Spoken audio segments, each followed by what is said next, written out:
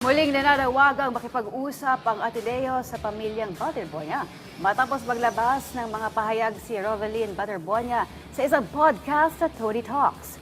Sa panayam, sinabi ni Rovelyn na hindi pa niya napapatawad ang Ateneo dahil sa pagtatrato ng universidad sa kanilang pamilya matapos ang pagkamatay ng kanyang anak na si Rene.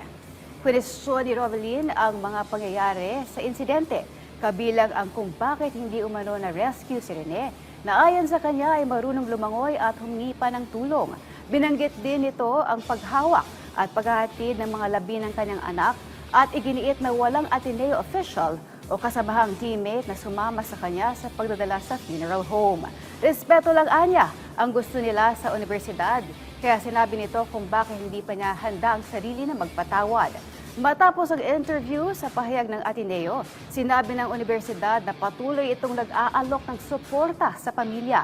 Ayon sa Ateneo, personal na nakipagkita si University President Father Bobby Yap kay Rovelyn sa lamay ni Rene sa Maynila upang magpaabot ng pakikiramay, paghingi ng paumanhin at mag-alok ng tulong. Sinabi rin ng universidad na ilang ulit na itong humiling ng pagkakataong makipagkita sa pamilya, ngunit hindi pa ito nangyayari.